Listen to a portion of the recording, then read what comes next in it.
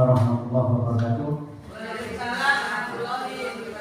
Alhamdulillah kita masih diberi kesempatan dan juga kesehatan untuk bisa menghadiri sosialisasi budaya positif di sekolah. Sosialisasi ini dalam rangka untuk menyelesaikan tugas guru penggerak, yaitu di modul 1.4. Nantinya Bapak Ibu guru harapannya budaya positif di sekolah ini bisa dilaksanakan dengan mengutamakan kolaborasi dengan siswa. Oh iya Bapak Ibu, sebelum menginjak pada materi budaya positif di sekolah, saya sampaikan bahwa di dalam guru penggerak itu luar biasa ilmu yang kita dapatin. Mungkin Bapak Ibu ada yang menanyakan atau di pikiran masih ada unek-unek, mengapa di dalam guru penggerak itu melibatkan guru TK sampai dengan guru SMA dalam satu kelompok, disatukan di dalam satu ruangan, atau tidak seperti waktu pendidikan dan pelatihan kurikulum 13. Ya enggak kira-kira? Ya, betul. Nah, memang untuk PPGP, program pendidikan guru penggerak, itu sedikit berbeda dengan diklat kurikulum sebelumnya, yaitu melibatkan langsung guru TK, SD, SMP sampai dengan SMA dan SMK. Mengapa? Karena di situ kita bisa sharing pengalaman, dan luar biasanya itu banyak pengalaman-pengalaman yang kita tidak tahu. Ternyata kemampuan teman-teman guru baik di TK, SD sampai dengan SMA dan SMK itu luar biasa. Kaitannya dengan penerapan metode pembelajaran yang partisipatif dan lainnya. Baik Bapak Ibu guru, harapannya nanti dari SMP Negeri 1 Sukapura harus kalau bisa semuanya mengikuti guru penggerak, dan jangan khawatir bahwa materi-materi di dalam guru penggerak itu sebetulnya ada keberlanjutan baik dari jenjang TK, SD, SMP dan SMA, termasuk di dalam budaya positif di sekolah. Nantinya implementasinya itu ke depan sudah dimulai dari jenjang tingkat dasar baik di TK, SD dan SMP. Yang khawatir apa bisa diimplementasikan, terus anak-anak apa sudah terbiasa, nanti akan sampai juga dengan pembiasaan positif, budaya positif di sekolah yang anak-anak sudah dibiasakan dari jenjang TK, SD sampai dengan SMP. Baik, berikutnya di dalam PPGP, program pendidikan guru penggerak, kita selalu diingatkan, meskipun sebetulnya bahwa apa yang kita dapatkan nantinya itu sudah kita laksanakan jauh sebelum adanya nanti kurikulum merdeka, seperti kurikulum 2013. Cuman kita tetap diingatkan dan penekanannya bahwa kita harus betul-betul memahami dan mengimplementasikan paradigma pendidikan, diantaranya bahwa pembelajaran harus memfasilitasi atau berpusat pada siswa. Yang kedua, memahami potensi siswa yang beragam. Nah, nanti ini kaitannya dengan yang lebih viral, yaitu pembelajaran berdiferensiasi. Nanti kita akan lebih banyak mengupas di dalam PPGP. Jangan khawatir, di sini ada bulan dan buaya, dan yang lain harus bisa nanti mengikuti juga program guru penggerak.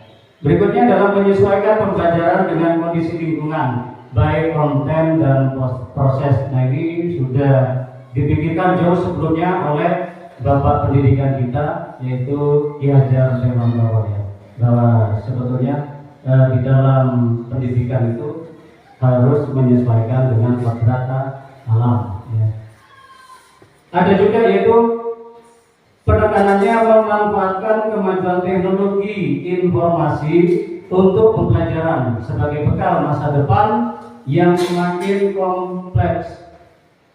Wajar di dalam tataran awal mengenalkan dan juga membolehkan anak menggunakan teknologi. Di situ ada benturan-benturan kepentingan, utamanya di dalam bagaimana menyikapi dampak negatif teknologi untuk anak-anak.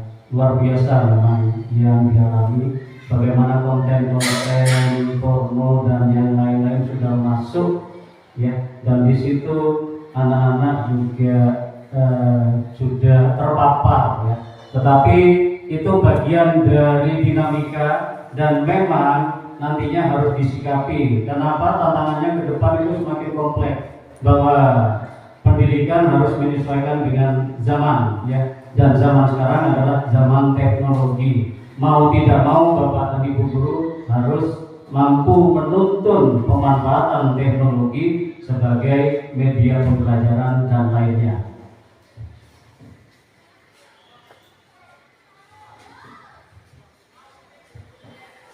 Berikutnya pandangan guru tentang disiplin.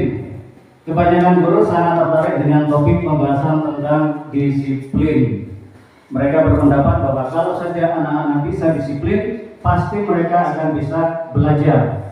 Para guru juga berpendapat bahwa mendisiplinkan anak-anak adalah bagian yang paling menantang dari pekerjaan mereka. Benar atau tidak? Benar kan? Ya.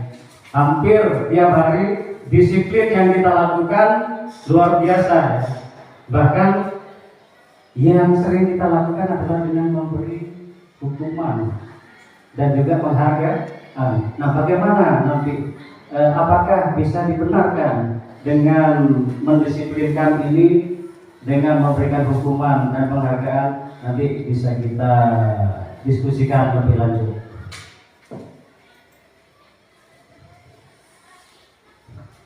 Nah, ini ada kemarin kegiatan Bapak Ibu guru waktu hari ulang tahun DPRD.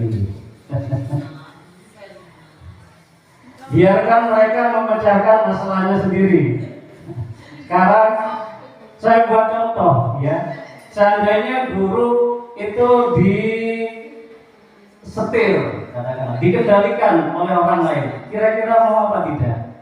Nah, ini sama dengan sebagai pendidik. Tujuan guru adalah menciptakan anak-anak yang memiliki disiplin diri, sehingga mereka bisa berperilaku dengan mengacu pada nilai-nilai kebajikan universal dan memiliki motivasi intrinsik, motivasi yang timbul dari dirinya sendiri, bukan karena ada hukuman, penghargaan, penekanan dari orang lain, apalagi guru. Tetapi di mana posisi guru? Yaitu tetap menuntun. Bagaimana cara menuntutnya? Nanti ada penjelasan lebih lanjut.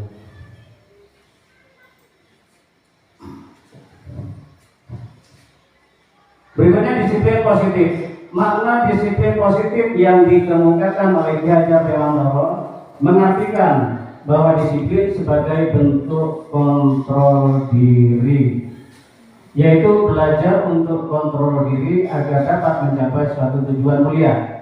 Tujuan mulia di sini mengacu pada nilai-nilai atau prinsip-prinsip mulia yang dianut oleh seseorang.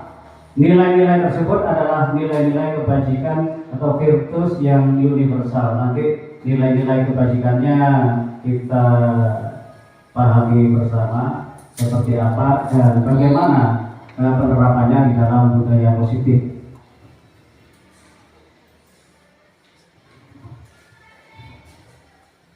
Tujuan disiplin positif. Tujuan dari disiplin positif adalah menanamkan motivasi pada murid-murid kita, yaitu untuk menjadi orang yang mereka inginkan dan menghargai diri sendiri dengan nilai-nilai yang mereka percaya. Ketika murid-murid kita memiliki motivasi tersebut, mereka telah memiliki motivasi intrinsik yang berdampak jangka panjang. Motivasi yang tidak akan terpengaruh pada adanya hukuman atau hadiah. Mungkin Bapak Ibu sudah pernah mengalami, seandainya dihukum, kira-kira membekas apa enggak?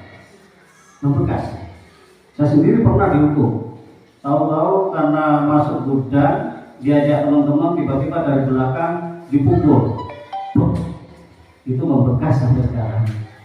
Akhirnya saya sendiri memberi stempel ke guru tersebut ini. Nah itu membekas. Pernah juga, ya. Saya sendiri pernah di buku dirobek di depan kelas, di depan teman-teman. Nah itu sangat membekas. Akhirnya apa? Tidak ada motivasi intrinsik. Bahkan yang muncul bisa-bisa apa? Dendam. Dan di situ kalau ketemu kita juga rasanya mantul sekali. Ya. Mungkin Bapak Ibu Guru ada contoh yang lain. Kira-kira kalau hukuman itu akan berdampak positif dalam jangka panjang atau tidak? Tidak ya, saya yakin tidak. Tetapi kalau kita menumbuhkan motivasi intrinsik dari diri siswa, ini yang akan berjangka panjang dan berguna bagi masa depan anak didik kita. Cuman itu tadi semuanya butuh proses, dan di dalam guru penggerak nanti banyak ilmu-ilmu, bahkan ditegaskan ya, bahwa sebetulnya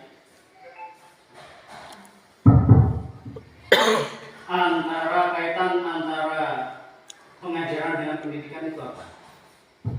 Monggo. Keterkaitan pengajaran dengan pendidikan itu apa?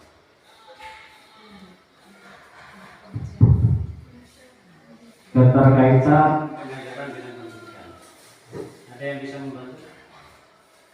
Silakan, Beb.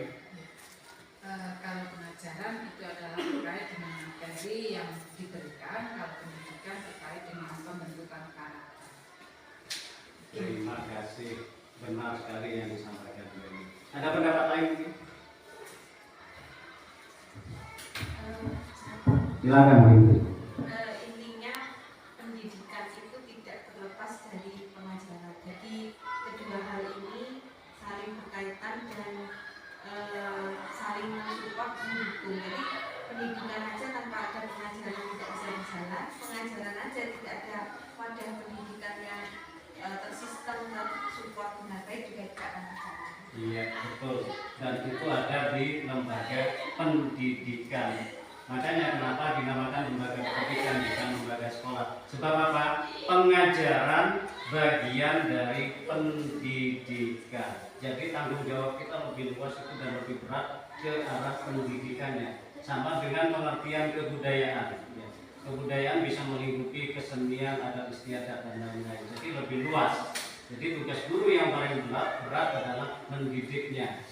Nah, cuman juga tidak bisa dilepaskan dengan cara kita mengajar.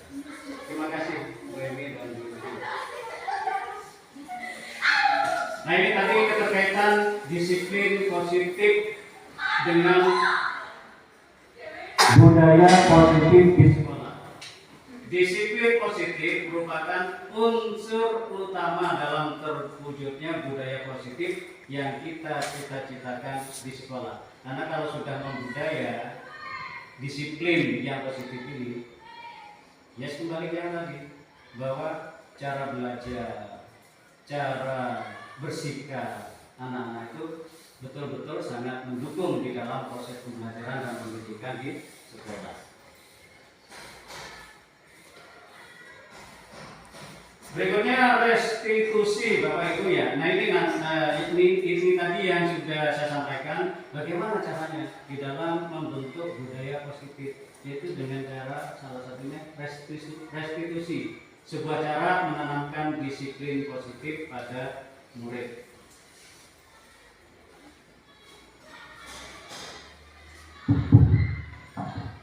Pengertian restitusi. Restitusi adalah proses menciptakan kondisi bagi murid untuk memperbaiki kesalahan mereka, sehingga mereka bisa kembali pada kelompok mereka dengan karakter yang lebih kuat. Kemudian di dalam praktek pendidikan seringkali memisahkan anak-anak dari kelompok contohnya. Misalkan seorang anak yang tidak kooperatif pada saat mendengar dongeng gurunya. Anak itu cenderung kira-kira disuruh apa sama guru? Dikeluarkan. Iya. Alasannya daripada mengganggu mending disingkirkan. Nah, padahal di situ kalau mereka tidak belajar, bagaimana nasib bangsa kita ke depan? Kalau kita menjauhkan anak, maka mereka akan putus hubungan dengan kita. Nah, di sini proses menuntun guru hilang, putus.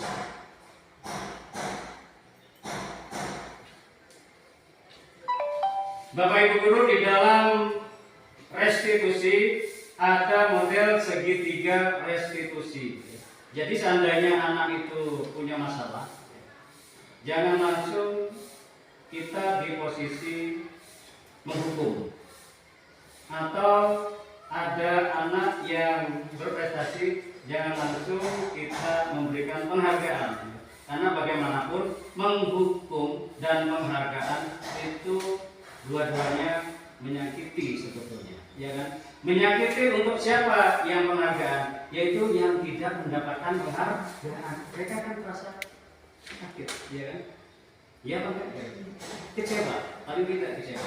Nah di situ antara menghukum dan penghargaan sebetulnya kalau bisa dihindari. Tetapi bagaimana? Yaitu dengan cara segitiga restitusi. Ini lebih pada bagaimana menghadapi anak yang mempunyai masalah. Yang pertama yaitu dengan menstabilkan identitas. Langkah yang pertama, anak itu dicoba untuk diajak diskusi. Kita posisinya kalau bisa di posisi manajer ya, bukan lagi di posisi penghukum, pemantau dan yang lain. Nanti ada tingkatannya. Bagaimana cara menstabilkan anak yang bermasalah? Kita coba untuk berdialog bahwa setiap orang pasti pernah melakukan kesalahan.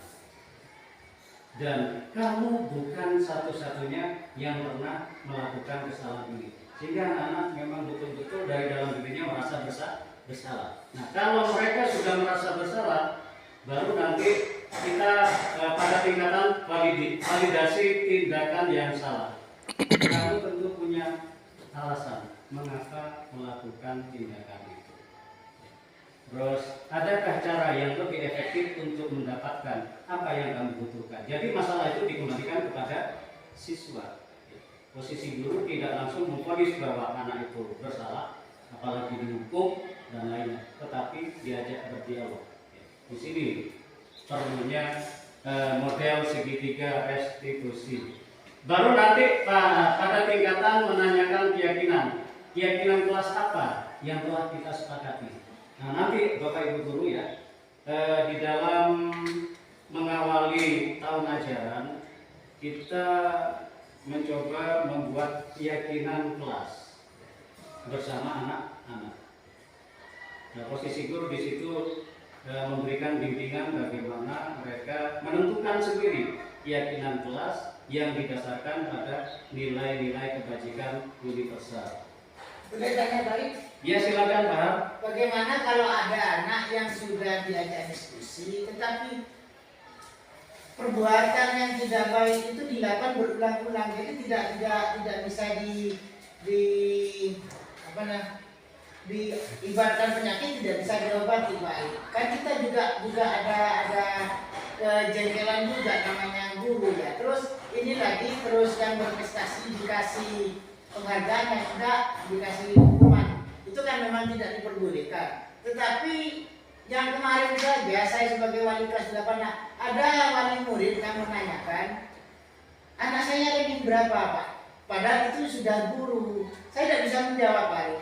Nah, terus itu kan tuntutan dari wali murid, itu bagaimana kita menyikapinya gitu Pak. Kalau sudah berulang-ulang anak itu dilakukan tetap saja gitu Pak. Apakah ada solusi yang lain gitu? Terima kasih Pak. Mungkin Bapak Ibu guru ada yang bisa membantu sebelum kita diskusikan lebih lanjut. Saya yakin punya pengalaman yang lebih. Monggo.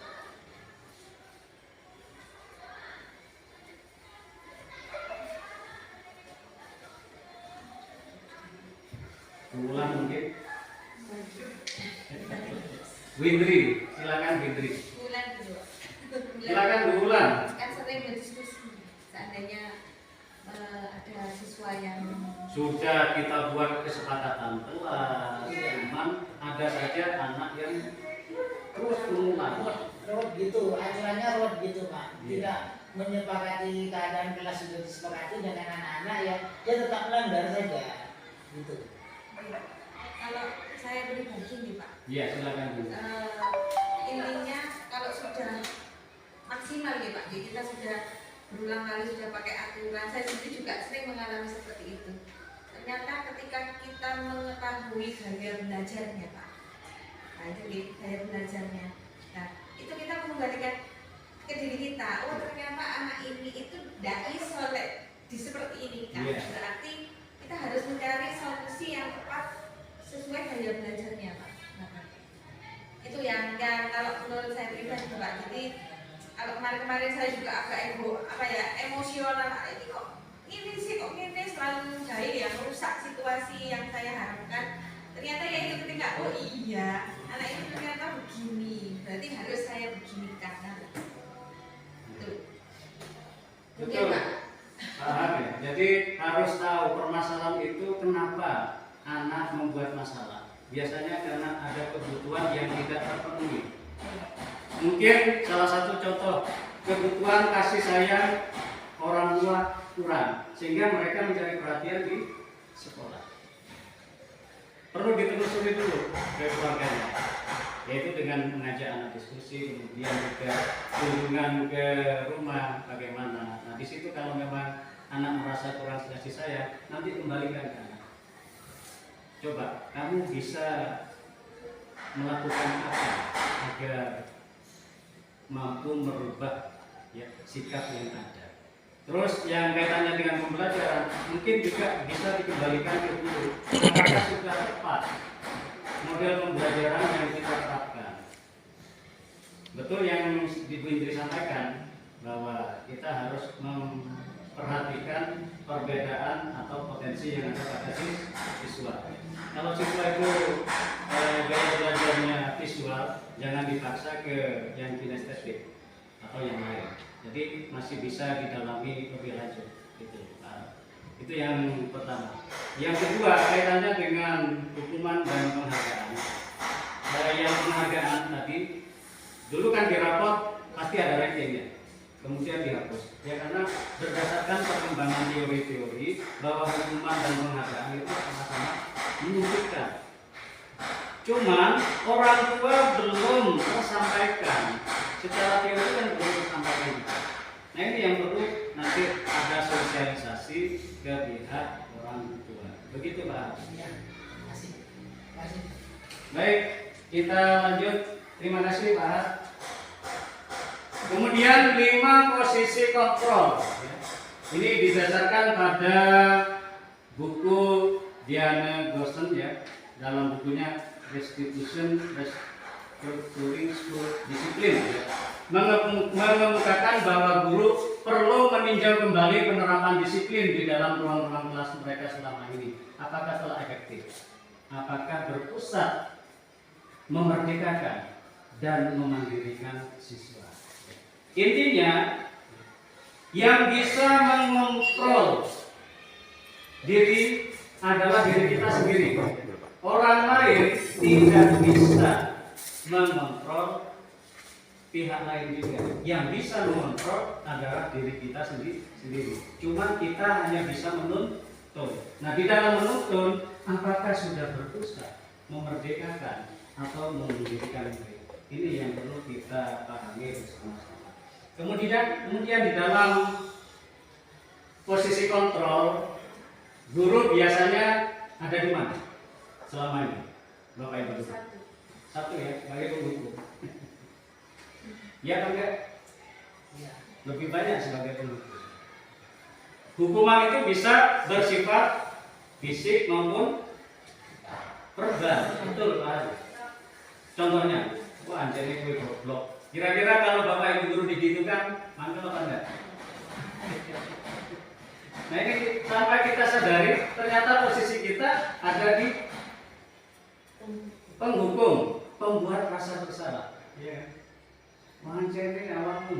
leke, ora orang ukuran ya. Atau langsung sini dong ya. Kalau di Wonosobo sini dong, baris. Sudah panas-panas capek suruh baris lagi. Sama dengan waktu buku saya dirobek di depan kelas teman-teman. Cuma tidak ditanyakan kenapa catatan itu campur-campur. Padahal saya waktu itu terburu dan kerja. Jadi saya mengutamakan kerja bagi dulu. Kerja untuk apa? Untuk harimau, untuk apa? Untuk menjadi sekolah. Akhirnya antara belajar dan kerja ini sudah campur aduk. Nah ini yang tidak kita sadari sebagai guru kalau menghadapi siswa yang bermasalah. Baik, kemudian sebagai teman, ini juga ada temannya. Ayolah anak-anak, bantu Bu Guru, bantu Pak Guru. Kita kan teman. Nah, pada saat sikap guru nanti berubah, pasti anak-anak akan bilang apa? Loh, katanya teman, tapi kok gitu, ya kan? Ini ada kekecewaan. Nah, kemudian di posisi pemantau, mengawasi perilaku murid-murid. Oh, anak ini baik, anak ini tidak. Pasti ada stempel-stempelnya, ya kan? Nah, di situ kadang kita punya pikiran, akhirnya apa?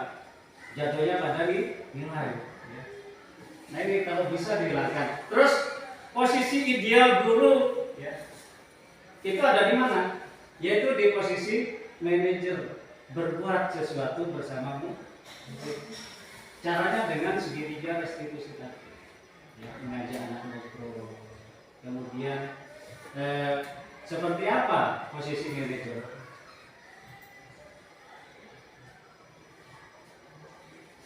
Pada posisi manajer, maka suara guru sebaiknya tulus. Tidak perlu marah-marah. Mancene awakmu. Hilangkan marahnya. Kemudian apalagi menunjuk jari.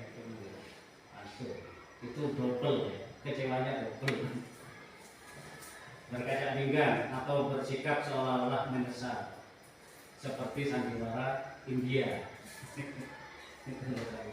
Tampak sedih sekali akan perbuatan murid ataupun bersendagura menempatkan diri sebagai teman. Nah, pada saat ada sikap yang berubah, maka di situ akan muncul pertanyaan atau penilaian dari murid. Katanya sebagai teman, tapi sikapnya berubah. Kemudian fokus ada pada murid, bukan untuk membahagiakan guru atau orang tua, tetapi fokus pada murid. Murid sudah mengetahui adanya suatu masalah dan sesuatu perlu terjadi. Pada posisi manajer, guru akan mengembalikan tanggung jawab pada murid untuk mencari jalan keluar permasalahannya, tentu dengan bimbingan guru. Kemudian, bagaimana muara dari permasalahan ini tadi, yaitu dengan mengembalikan kepada kesepakatan kelas. Yaitu dengan membentuk keyakinan kelas. Keyakinan kelas didasarkan pada nilai-nilai kebajikan, menegakkan pada keyakinan seseorang akan lebih memotivasi diri, motivasi intrinsik. Ya. Kemudian seseorang akan lebih tergerak dan bersemangat untuk menjalankan keyakinannya daripada hanya sekedar mengikuti serangkaian peraturan tertulis tanpa makna, termasuk murid. Langkah-langkah membuat keyakinan kelas, Bapak Ibu dulu ya. Yang pertama, semua murid berjurat pendapat tentang peraturan kelas. Jadi makanya berangkatnya dari awal itu berjurat pendapat tentang peraturan kelas. Kemudian langkah yang kedua, mencatat semua masukan di papan tulis. Kalau bisa pakai kertas atau stiker ya, yang dicatat.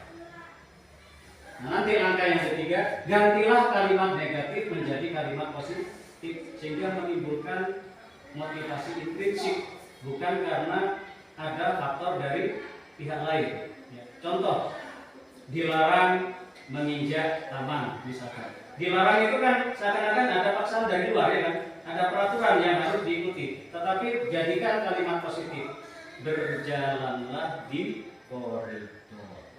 itu bisa lebih menimbulkan motivasi intrinsik. Kemudian keempat, temukan dan susun nilai-nilai kebajikan untuk disepakati. Ya, jadi mana nilai-nilai kebajikan yang akan disepakati itu nanti ditemukan dan disusun. Nah, setelahnya sebaiknya keyakinan kelas tidak terlalu banyak, bisa berkisar antara 3 sampai 7 prinsip agar mudah diingat. Nanti ada contohnya. Yang keenam, sepakati, tanda tangani, kemudian ditempel ya, di kelas, sehingga anak-anak menjiwai betul keyakinan kelas yang harus mereka tanam, sehingga di sini bisa dapat memberikan disiplin positif. Berikutnya contoh-contoh keyakinan kelas. Nah, nilai-nilai universalnya menghormati, ya, bekerja sama, peduli, merasa diterima dan memiliki. Contohnya, kami meyakini bahwa sangat penting untuk menghormati semua orang dan barang milik orang lain. Anak-anak diajak nanti berpikir, seandainya kamu tidak menghormati orang lain, terus seandainya kamu tidak menghargai barang milik orang lain, nah ini sudah ada di keyakinan kelas, perlu ditempel. Kemudian contoh yang lain di dalam nilai universal bekerja, kami meyakini bahwa sangat penting untuk mengerjakan segala pekerjaan atau mengikuti kegiatan yang telah ditugaskan. Kepedulian, kami meyakini menjaga kebersihan lingkungan kelas dan sekolah bagian dari pembiasaan. Kemudian diterima dan dimiliki, kami meyakini bahwa sangat penting untuk merasa diterima pada suatu kelompok dan saling peduli satu dengan yang lain. Demikian Bapak Ibu, mungkin ada yang perlu dipertanyakan lebih lanjut atau didiskusikan lebih lanjut. Cukup ya? Sebentar Pak Arif. Pengalaman saya di SD mungkin yang dikatakan Pak Arif pernah saya jalankan Pak Arif di SD Sariwani 2 ya. Itu mungkin lebih berhasil, dikatakan berhasil. Tapi ada guru yang senior kalau masuk dalam kelas itu bilangnya kurang ajar. Itu memang sepertinya membekas seperti itu. Tapi apakah kita bisa merubah dari paradigma yang lama ke paradigma yang baru untuk guru penggerak ini? Rasanya kita amat sulit gitu, karena kita masih punya amarah di dalam kelas, pasti ada amarah. Untuk menahan itu semua tergantung guru masing-masing kan.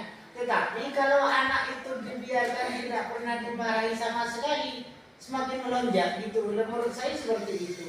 Apakah kita diperbolehkan, misalnya ini aturan baru, marah sewaktu-waktu seperti itu? Kalau memang aturan ini tadi seperti yang guru penggerak ini, tidak ada yang menurut saya pribadi, shock terapi itu anak-anak itu tidak ada. Mereka malah yang nakal itu malah melonjak.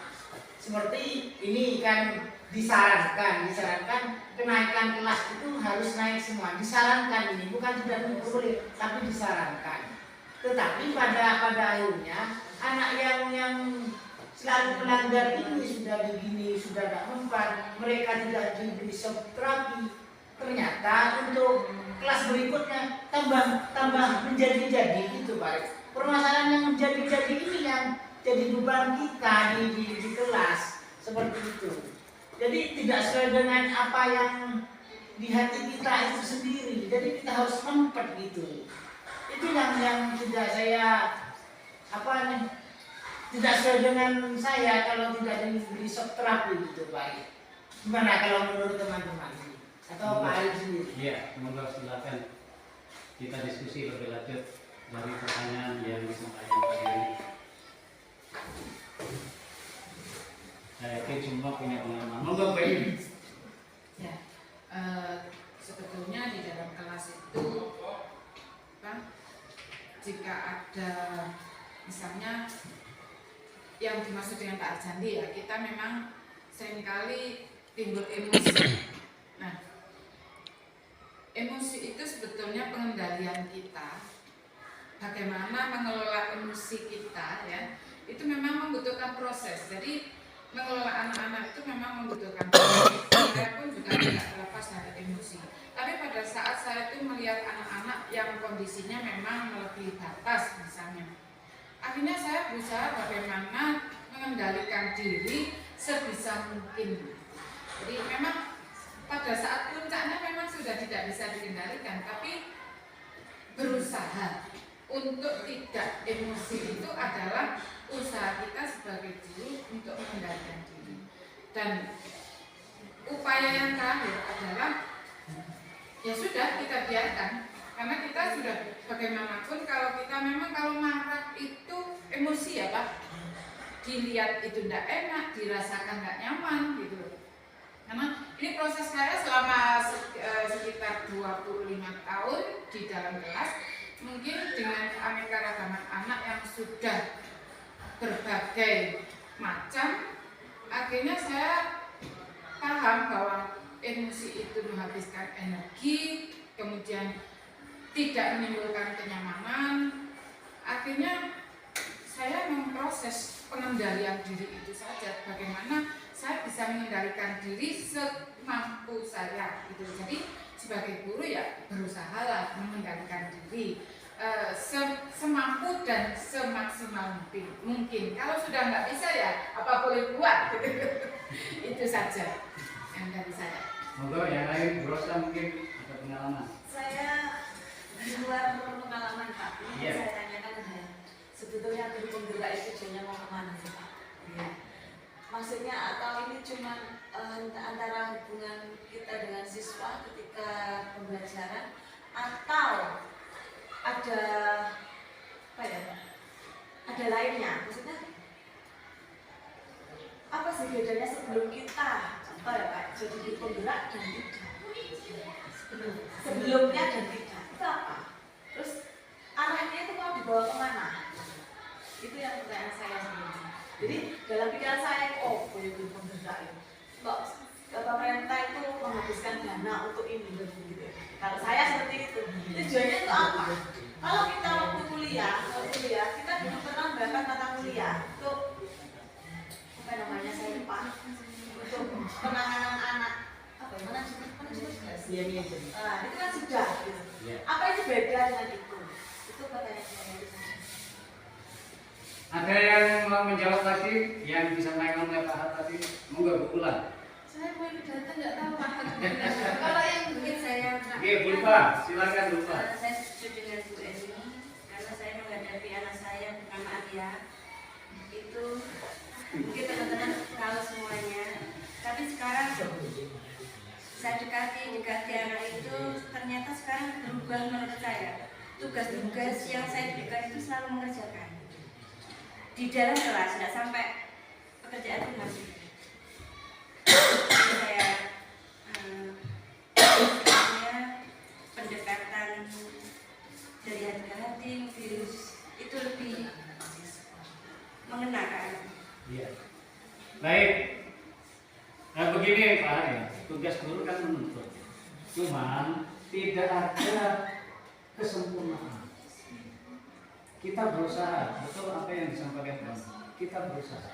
Nah cuman ada pendekatan. Mungkin yang disampaikan Bu Ulfa, pendekatan personal.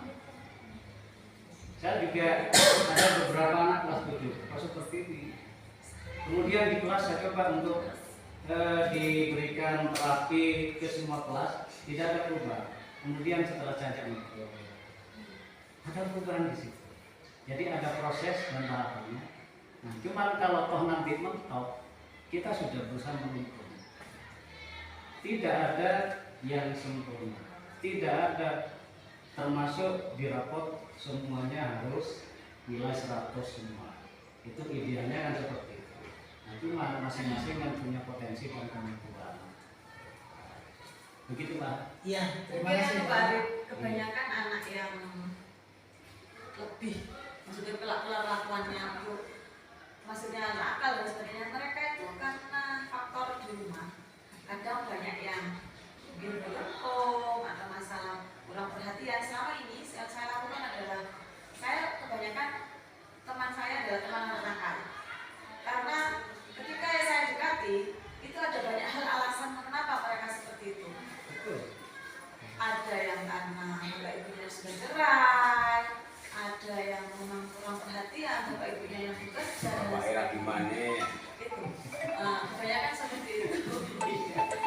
kompleks. Jadi dari semua ya, kalau di tapi mereka kalau pembelajaran kalau selain itu ekstra apa dia unggul memang di situ pelampiasan mereka memang. Iya, memang permasalahannya kan kompleks. Iya. Dan bagaimanapun konteks guru kan tadi sudah disampaikan bahwa pengajaran bagian dari pendidikan, lebih luas. Tanggung jawab guru itu sangat luas. Mendidiknya ini, nah di situ peran guru sebagai pengganti mungkin orang tua di. Ya Pak, aman Pak. Ya, Pak. Ya, Patri. sama saya juga mungkin sama lah pengalaman ngajar di sama di BMI ya. Kalau kami berangkat mengajar mulai tahun 94. 94 itu pertama di SMA. Memang zaman Orde Baru tidak sama dengan sekarang. Kalau kita dulu itu Pak, pengalaman saya di SMP 2 tahun. Yang paling ditakuti itu saya dan bukan swasti. Begitu saya datang, serp semua. Kenapa? Ada anak saya tempelin di kopi. Pak. Sok terapi langsung. Nah, ketika saya datang waktu upacara, tidak usah bengok-bengok, saya datang. Waktu bawa CV, diam semua. Itu. Jadi teori lama itu bukan jelek, bagus. Karena berjalan pada saat itu. Ketika sudah kurikulum berubah, tidak boleh kan. Nah, yang dulu itu baik, yang sekarang baik. Nah, yang dulu tidak boleh dilakukan karena sudah perangkat hukum tidak boleh katanya. Pembelajaran sekarang itu adalah harus menyenangkan. Nah, terkait dengan materi, jadi pemerintah ini sampai sekarang mencari jalan, mencari bentuk kayak apa sih konsep pendidikan Indonesia yang terbaik, mulai dari kurikulum 84, kurikulum JBSA, kurikulum KTSP. Sampai sekarang ini masih kayaknya. Kemarin kita juga diskusi tentang masalah kurikulum negeri, sama juga materi. Target kita sekarang adalah anak-anak ini yang jadi permasalahan, anak-anak jangan sampai tidak dinaikkan ini. Kalau dulu kita emang tidak naik sudah. Tidak naik. Sekarang tidak boleh. Nah, anak yang bermasalah sebenarnya Pak, anak yang prestasi itu juga berangkat sebenarnya dari rumah. Anak yang prestasi juga berangkat dari rumah. Jadi permasalahan itu aslinya dari rumah, bukan dari sekolah. Cuma Pak Guru, Ibu Guru di sekolah ketiban sampul. Contoh, ini pengalaman. Selama di SD saya tanya pada guru SD-nya, Bu, anak ini gimana waktu SD? Baik-baik saja Pak. Nah, ketika di SMP kok begini, setelah saya teliti, ternyata Bapak era Bimane bermasalah. Akhirnya yang ketiban sampul adalah AB. Jadi teori itu juga setuju, pendekatan persuasif penting. Tapi sekarang memukul nggak boleh, itu seandainya mukul boleh kan enak Pak. Itulah kendalanya. Pasti nurut pasti. Jadi ya kita namanya orang bawah ya kita ikut atur. Memang teori semua teori bagus semua. Cuma kadang terlalu jengkel. Kapan hari itu saya kan pelajaran saya kan nggak baru anak grupnya itu tidak ikut. Akhirnya tak suruh bersih, tak tunggu nih, tak kasih contoh. Ada 3 anak sih duduk. Saya tahan di depan kelas aku. Yang 2 kerja bakti, yang 3 lengkap. Saya tahan yang saya. Itu dijejak rumah saya. Karena saya dulu pernah pertama kali di sini dibawa itu dulu kenapa? Pembawaan lama masih berubah. Pernah. Jadi semuanya adalah bagus, cuma penting juga memang pendekatan persuasi itu juga. Tapi kata Ahal tadi, kata Bu Rosa juga sama. Sudah banyak guru pengalaman guru ini. Kalau pendekatan ini sudah tidak bisa, ini tidak bisa, kita kembalikan kepada orang tuanya. Karena yang buat anak keduaan kita, anak bapak ibunya. Kembalikan kepada Allah. Ya. Jangan dulu dikembalikan Pak. Bukan, artinya bukan dikembalikan suruh bertindak, kembalikan kepada Allah. Iya. Gini Pak, kalau di rumah mereka ada masalah di sekolah itu sudah ada perhatian juga dari kita Pak. Kita juga harus introspeksi diri. Kita juga harus memperhatikan. Kalau di rumah tidak diperhatikan, di sekolah tidak diperhatikan, mereka akan Putus. tidak malah ya berbuat sesuatu gitu. Mungkin dia cara caper terus melakukan apapun gitu. Makanya kita paling tidak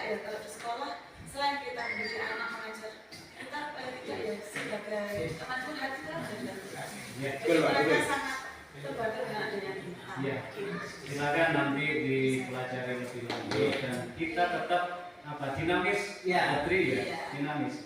Sampai saya berpikir gini Pak, wah jangan air suku anakku air, air biarkan saja. Sampai gitu kalau sudah putus asa itu kemarin, wis biarkan saja suku anakku. Maka kita kan bukan hanya saya ya, masih ada yang lain. Ada komunikasi berjalan. Terus yang disampaikan Bu Rosa tadi, kenapa harus guru penggerak? Apa sih yang didapat? Itulah dia, paradigma pendidikan itu dinamis, tidak stagnan. Nah di situ ada penyesuaian. Nanti semoga Bu Rosa katut guru penggerak. Amin. Kalau dia kaget, pasti nanti. Ya. Betul kagetnya dengan tugasnya Pak. Kaget pegawai. Iya, itu salah satunya berkaget-kaget ini. Tapi banyak ilmu nanti yang ternyata kita ternyata masih di posisi mana.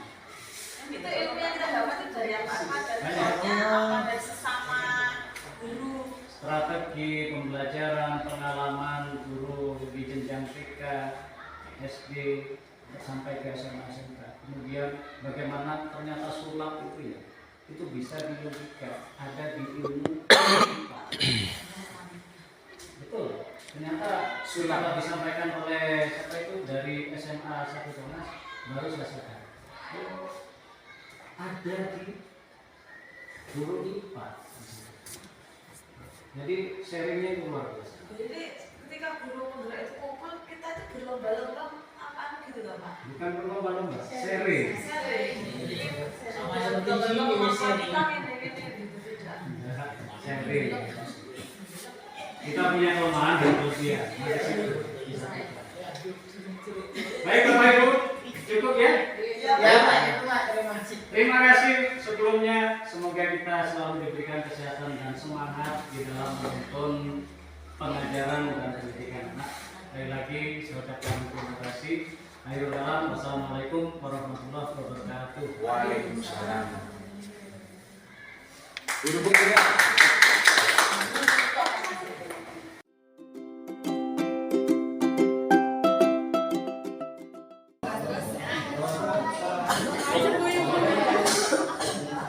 Saya diulangi. Jadi nanti untuk tiap kelompok membuat satu kalimat positif, tapi semuanya ya yang sesuai dengan tema. Kelompok 1 temanya tadi apa? Disiplin. Kelompok 2 kebersihan. Kelompok 3 toleransi. Kelompok 4 saling menghormati. Kelompok 5 Kejujuran. Kelompok 6 semangat belajar. Kelompok 7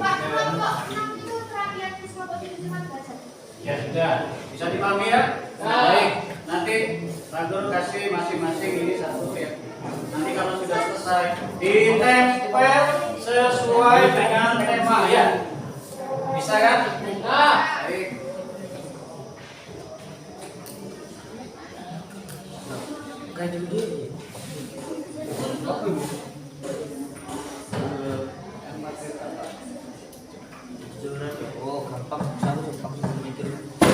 Oh, berarti kan jujur tok lho.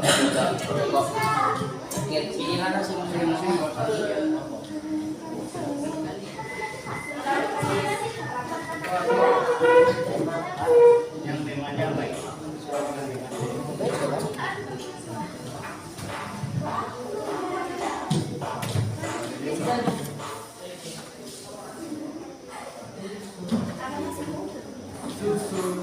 Yang mana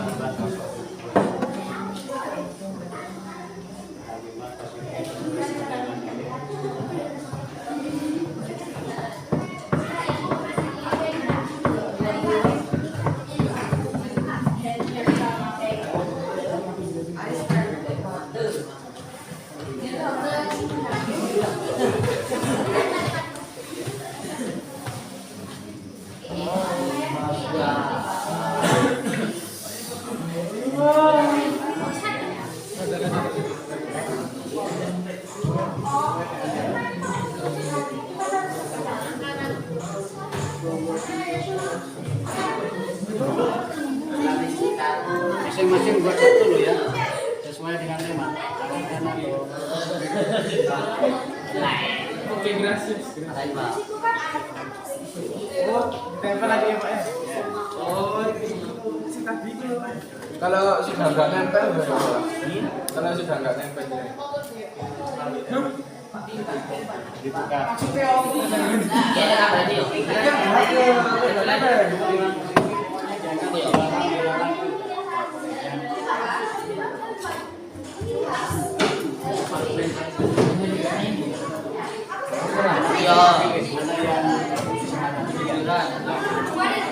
adalah hal yang Iya, sesuai di situ.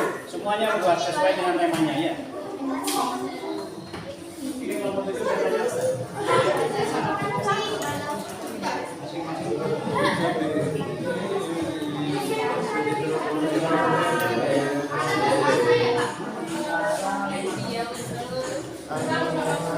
Ya, silakan kalau sudah ditempel ya.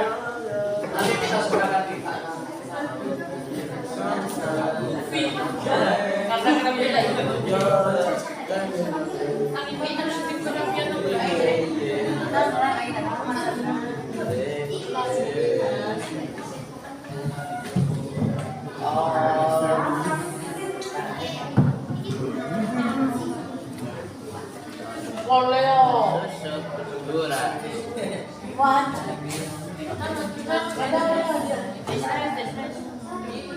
Yang sudah langsung ditempel.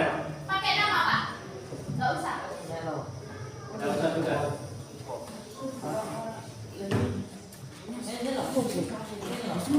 Langsung kalimat positifnya. Selesai tempel. Sesuai dengan tema ya.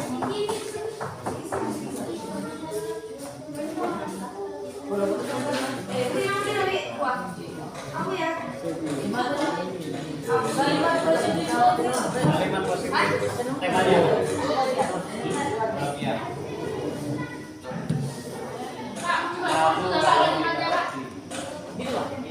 Tapi yang lain buat Yang beda. Nanti kita sepakati. Nanti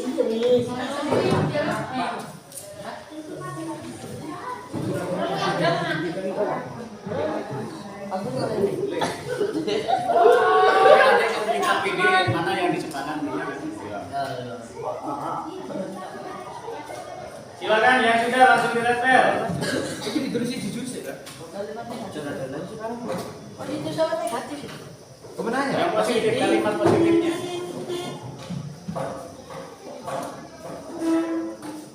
nanti kelas loh. Ya sekarang mau mikir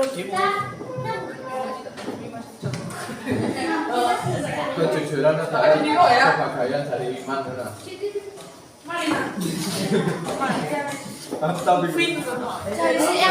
Sebagian dari iman itu moto. Bukan.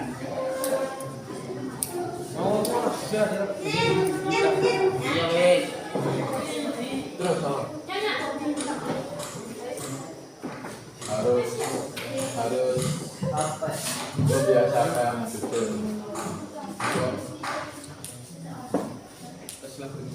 Bagi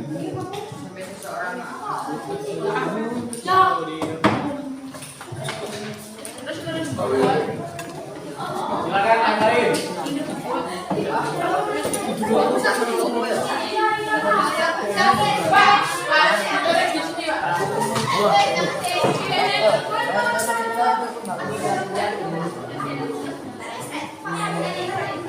Berarti harus isi buku ya. apa ya juga nggak ada.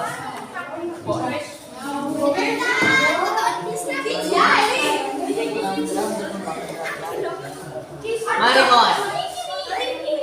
Tiga lu tadi. nanti itu kelompok itu.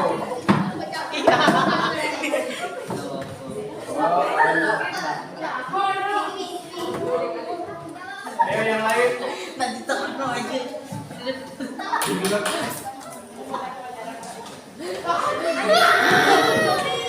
Yang sudah ditempel. Ya.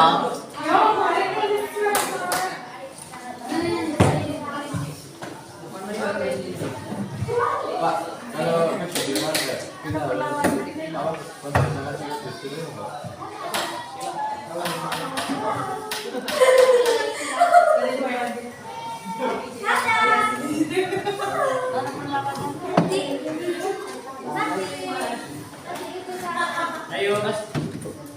Neng ayu tapi ojo ke susu.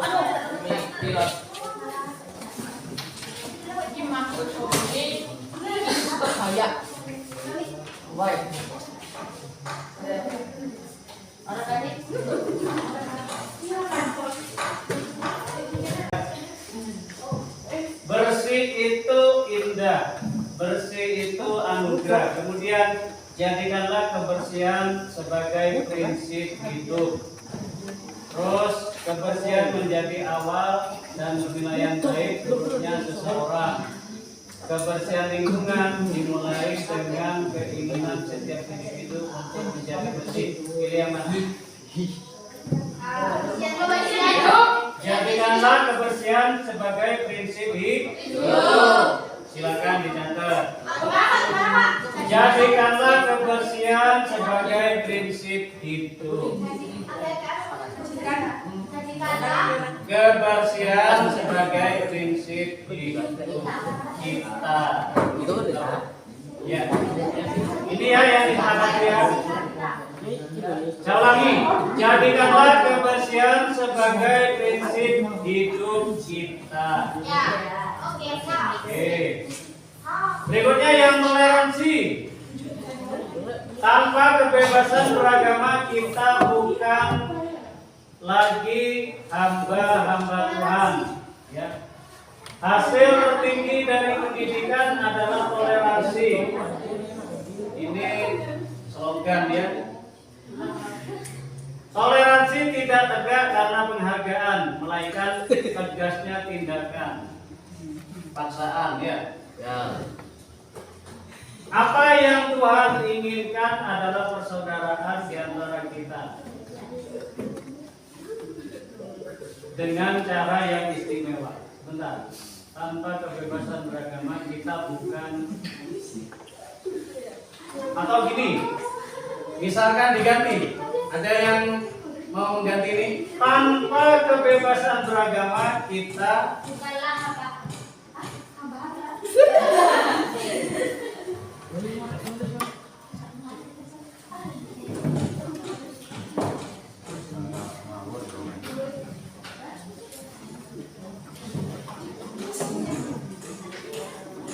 ada masukan kira-kira?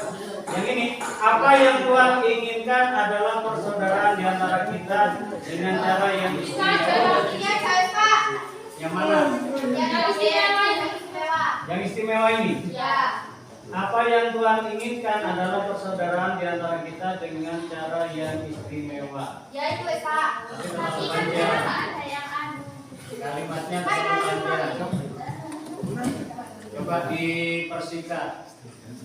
Toleransi adalah kunci untuk meletakkan dasar. Toleransi adalah kunci untuk meletakkan dasar untuk mengubah masyarakat. Kalau gini, toleransi adalah jiwa kami. Ya. Ya, Pak. Dari mana? Ya. Silakan dicatat. Toleransi adalah jiwa kami. Maksudnya jiwa dari kelas 8. Oke. Yang toleransi. Berikutnya saling menghormati. Tidak membeda-bedakan teman yang berasal dari suku agama, ini slogan. Walaupun berbeda, setiap manusia tetap memiliki kebutuhan yang sama. Terkadang hal yang benar menurut kita adalah hal yang salah menurut orang lain. Begitu pun sebaliknya. Jadi lebih baik saling menghormati. Itu aja, Pak. Lebih baik saling menghormati. Tapi kurang ya. Kira-kira apa yang bisa membuat motivasi? Atau yang ini, cara terbaik untuk tetap hidup dalam kedamaian adalah dengan saling menghormati. Gitu ya. Silakan dicatat. Cara terbaik hidup damai. Sudah? Cara terbaik hidup damai adalah dengan saling menghormati. Sudah?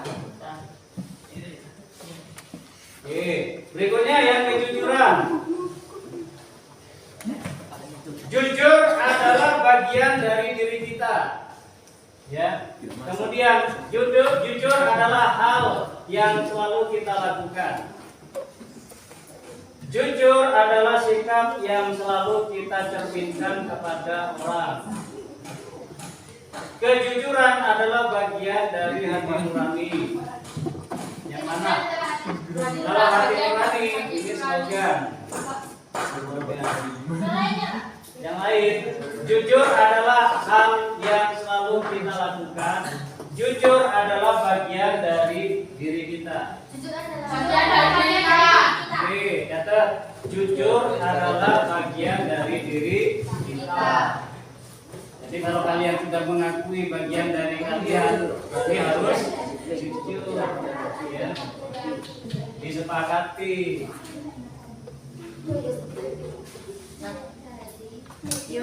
Yang semangat belajar dengan sungguh-sungguh. Masa depan adalah milik mereka yang menyiapkan hari ini. Makin awal kamu memulai pekerjaan, makin awal pula kamu akan melihat hasilnya. Yang pertama, belajar dengan sungguh-sungguh. Kedua, masa depan adalah milik mereka yang menyiapkan hari ini.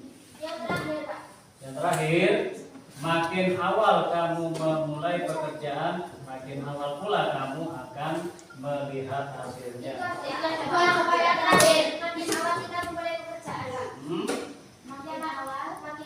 Kita akan melihat hasilnya. Silakan tulis.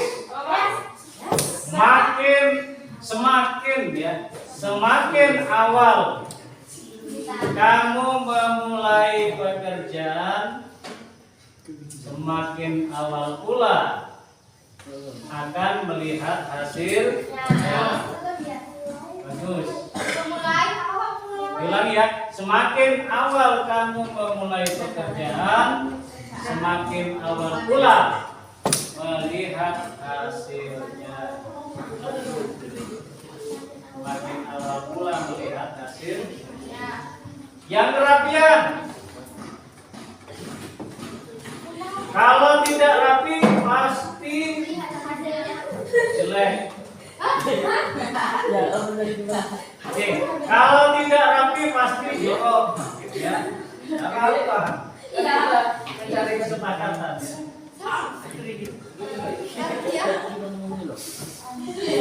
Yang ini pasti malu kalau tidak rapi.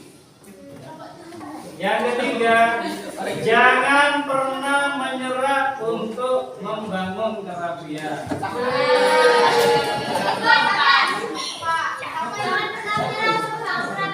Sebentar, baik.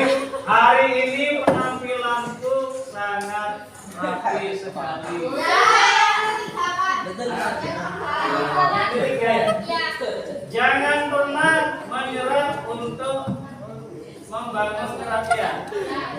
Yang ini, tulis. Jangan pernah menyerah untuk membangun kerapian. Ya.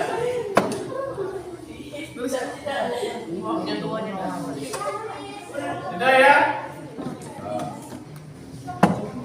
Kalau sudah, tugas kalian masing-masing kelompok membuat kesepakatan 7 ini ya, dibuat boleh dalam bentuk banner, poster atau lukis. Kalian yang pilih, silakan dirunding. Iya betul, cuman dibuat semenarik mungkin. Boleh dalam bentuk banner, poster atau lukis. Paham kan hasilnya? Yang penting nanti hasilnya bisa dipakai. Ya.